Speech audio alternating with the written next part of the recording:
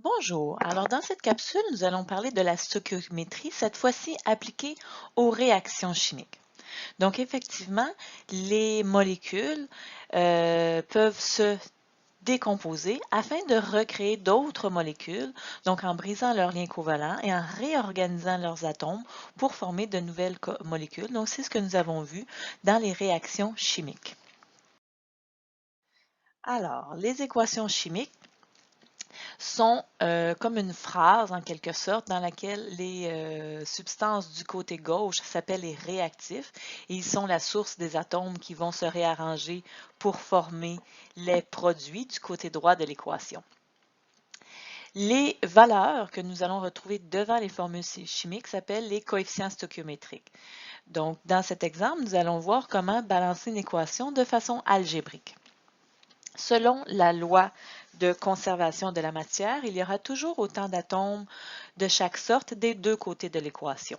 Ainsi, nous allons être capables de créer un système d'équations à plusieurs inconnus qui nous permettra de résoudre pour les coefficients stoichiométriques. Par exemple, le carbone se retrouve 3 fois dans chaque molécule de C3H8 et cette molécule se retrouve A fois impliquée dans la réaction chimique. Donc, nous avons en tout 3 fois A atomes de carbone du côté des réactifs. Et ceci doit être égal au nombre de carbone du côté des produits qui se retrouve dans la formule CO2. Donc, nous avons C fois la formule CO2 qui, elle, contient un atome de carbone. Pour l'hydrogène, nous aurons 8 fois A du côté des réactifs, qui doit être égal à 2 fois D du côté des produits. Pour l'oxygène, il faut faire bien attention de prendre toutes les formules qui contiennent l'atome. Donc, du côté des réactifs, nous avons 2 fois B, tandis que du côté des produits, nous allons additionner 2 fois C, puisque celle-ci contient 2 atomes d'oxygène pour chaque formule, plus D, qui elle aussi contient de l'oxygène. Donc, nous aurons ainsi la somme de tous les oxygènes qui proviennent en fait du dioxygène qui était du côté des réactifs. Puisque les coefficients stoichiométriques sont des proportions, nous allons pouvoir attribuer une valeur de façon arbitraire à une de celles-ci pour commencer. Donc, choisissons une valeur de A est égale à 1. Donc, en la fixant, nous allons trouver toutes les autres valeurs par rapport à celle-ci. Donc, en remplaçant A est égal à 1 dans la première équation algébrique, nous trouvons que C sera égal à 3. En remplaçant le A dans la deuxième équation, nous avons que D sera égal à 4. Et en remplaçant les valeurs connues dans la dernière équation, nous sommes en mesure d'isoler le B en remplaçant le C et le D, isoler B, et nous obtenons que B est égal à 5. Dans cet exemple, nous avons trouvé les plus petits entiers possibles. Si ce n'était pas le cas, on peut faire des manipulations mathématiques pour tenter de trouver les plus petits entiers possibles pour les coefficients stoichiométriques. Donc, ça veut dire que la réaction chimique se produit de telle sorte qu'une molécule de C3H8 réagit avec 5 molécules de O2 pour se réorganiser en CO2 et H2O. Qu'est-ce qui est intéressant aussi avec les équations chimiques balancées, c'est que vous pouvez toujours vérifier votre réponse en revérifiant que vous avez exactement le même nombre de carbone des deux côtés de l'équation, et ce pour chacun des atomes impliqués. Si vous trouvez que tout correspond, ça veut dire que l'équation est bien balancée. Utilisons maintenant ces coefficients stoichiométriques à l'intérieur d'une équation. Alors, nous avons ici la décomposition de l'eau et ses coefficients stoichiométriques qui font d'elle une équation balancée. Nous allons calculer quelle masse d'oxygène sera formée à partir d'une certaine quantité d'eau. Donc, notre quantité d'eau de départ sera 48 grammes de H2O. Pour aller vers les produits, nous allons devoir passer par les moles, puisque ce sont en moles que s'expriment nos coefficients stoichiométriques. Pour y arriver, nous allons convertir la masse de réactif en mol de réactif grâce à masse molaire. Donc, nos unités ici de grammes de H2O s'annulent. À ce moment-ci du calcul, la réponse est en mol de H2O. Nous allons utiliser les coefficients stoichiométriques des moles de H2O et des moles d'oxygène pour convertir le réactif en produit. Donc, ce sont bien ici les moles de H2O et les moles de O2 que je suis allée chercher pour en faire un facteur de conversion utilisable ici dans mon calcul. Donc, les unités de mol de H2O se simplifient. Et pour finir, nous allons convertir les moles de O2 en grammes de O2 grâce à sa masse molaire. Donc, en effectuant le calcul sur la calculatrice, nous obtenons finalement une masse générée de 42 grammes d'oxygène dans cette réaction selon notre quantité de réactif.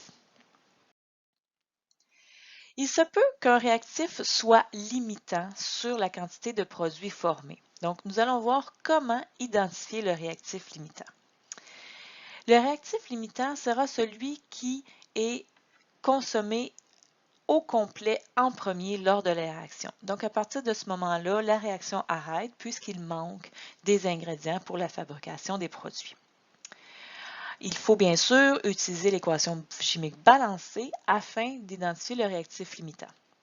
Donc, prenons cet exemple dans lequel nous avons des quantités de réactifs aléatoires. Donc, dans la vie, dans une réaction, dans la nature, ça ne veut pas dire que les réactifs sont exactement dans les proportions selon lesquelles ils vont réagir. Donc, ils peuvent se trouver dans n'importe quelle quantité. Donc, c'est pourquoi nous aurons parfois des réactifs qui sont en excès et d'autres qui sont limitants. Donc, commençons avec le 53,2 g de NO. Nous allons le convertir en quantité d'ammoniac généré en passant par les moles de NO pour bien sûr aller à l'intérieur de l'équation chimique et convertir les moles de NO en moles de NH3. Donc, je conserve bien la valeur du 2 et du 2 de mes coefficients stoichiométriques. Et pour finir, je convertis avec la masse molaire de l'ammoniac. Au terme de ce calcul, nous obtenons que 53,2 g de NO est capable de générer 30 g de NH3 ammoniac. Comparons avec la quantité qu'on est possible d'obtenir avec l'hydrogène. Donc, le 14,8 g d'hydrogène, je convertis en mol d'hydrogène. Je passe par les coefficients stoichiométriques, à savoir que 5 mols de dihydrogène génèrent 2 mols d'ammoniac et je termine en convertissant avec la masse molaire de l'ammoniac. Donc, j'observe que mon hydrogène est capable de générer 50 g de NH3. Donc, celui des deux réactifs qui génère le moins de produits est le monoxyde d'azote, le NO, puisqu'il permet de générer seulement 30 g d'ammoniac. Donc, le NO est le réactif limitant. Maintenant, je vais voir quelle quantité d'hydrogène était en excès. Donc, je peux aussi travailler avec mes coefficients stoichiométriques du même côté de la flèche. Donc, je vais convertir une quantité de réactif en une autre quantité de réactif qui a été utilisée lors de même réaction. Donc, le 53 g de NO, je convertis en mol pour aller vers mes coefficients stoichiométriques à raison de 2 mols de NO réagissent avec 5 mols de H2 qui, chacune d'elles, pèse 2 grammes. Donc, ça veut dire que le 53 g de NO a eu besoin de 8,9 g de H2.